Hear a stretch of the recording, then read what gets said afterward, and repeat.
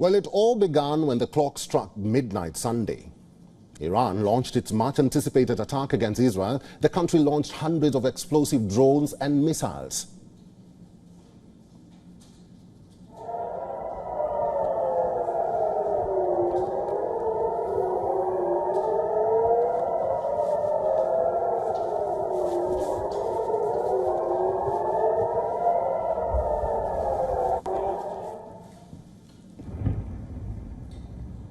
Tehran is calling it a retaliation. Air raid sirens and explosions were heard in cities across Israel. A barrage of objects were seen flying through the night sky over Bethlehem. The US, the UK, France and Jordanian forces shot down some of the missiles and drones. Israel says a 7-year-old girl was seriously injured.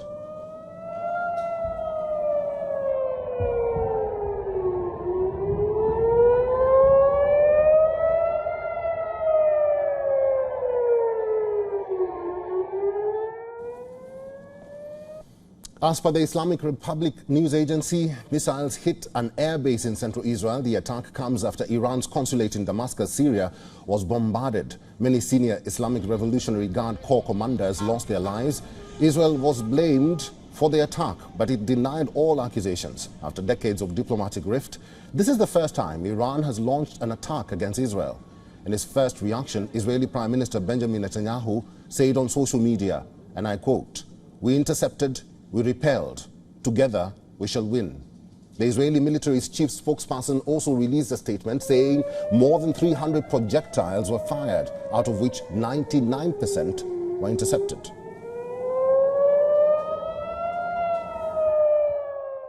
This is a severe and dangerous escalation. Our defensive and offensive capabilities are at the highest level of readiness. Together with our partners, the Israel Defense Forces is operating at full force to defend the state of Israel and the people of Israel. Iran wrote a letter to the United Nations right after the attack. Tehran invoked Article 51 of the United Nations Charter, which states that member states have the inherent right to self-defense if an armed attack occurs. Following the attack, Iran now says the matter is as good as concluded. However, if Israel retaliates, Iran has clearly stated and warned that it will launch another attack.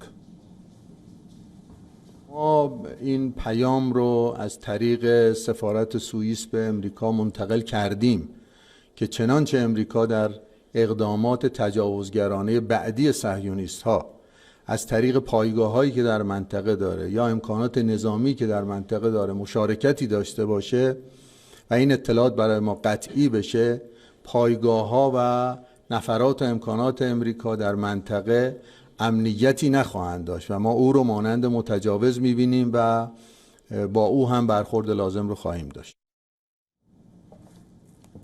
A few countries in the region had closed their airspace ahead of the attack, but after a lull, Lebanon, Iraq, Jordan and Israel have now reopened their respective airspaces to flight operations. Meanwhile, Iran has cancelled all flights till Monday in the aftermath of the attack that it carried out on Israeli territory. Several airports, including Tehran's international airport, have cancelled flights amid heightened tensions in the West Asian region. On the diplomatic front, Iran's foreign ministry has summoned the ambassadors of the United Kingdom, France and Germany. The diplomats have been called in to question what Tehran referred to as, quote, irresponsible stance with regards to the country's retaliatory strikes on Israel.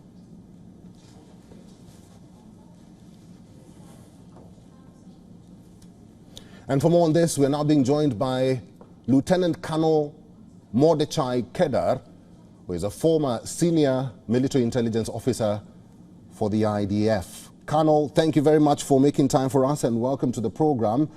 I will begin by telling you the latest. What we know right now is that Iran is saying that this whole operation is as good as concluded. We also understand that the Israel cabinet is expected to convene at 3:30 p.m. local time, which is around 6 p.m. Indian Standard Time. And then Iran says that they will not condone a retaliation from Israel. What do you read from all of this?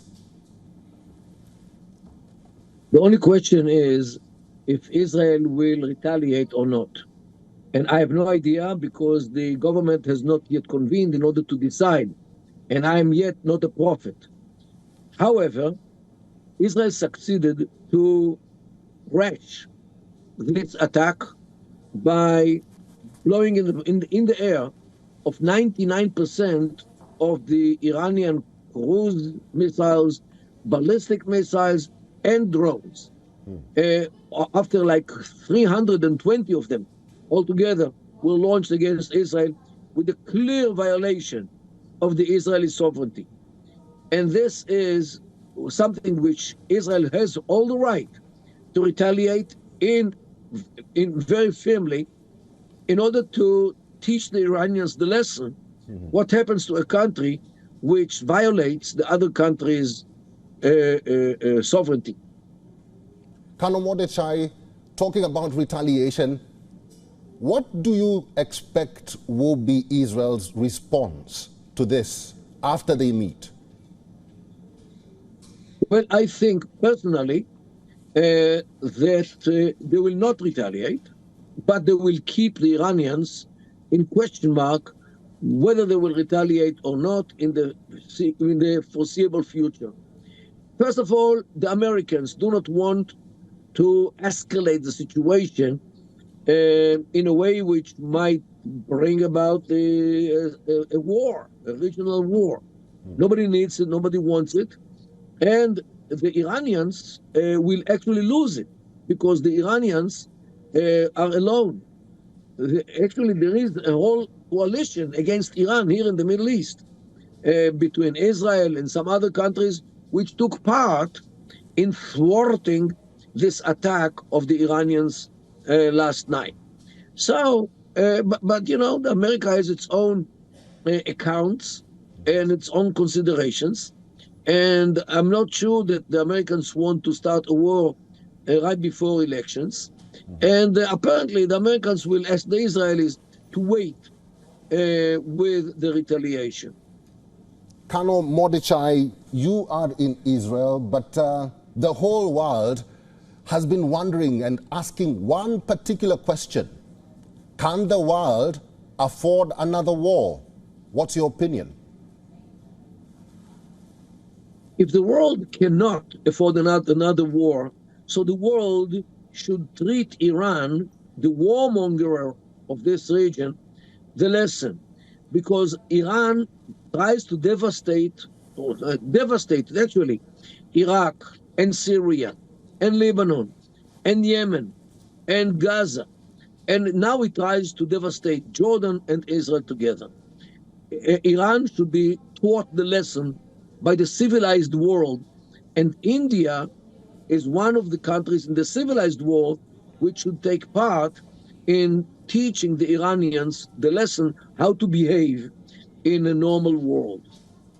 All right, I've been talking to Lieutenant Colonel Mordechai Kedar, who is a former senior military intelligence officer for the IDF. Colonel, thank you very much for talking to us today.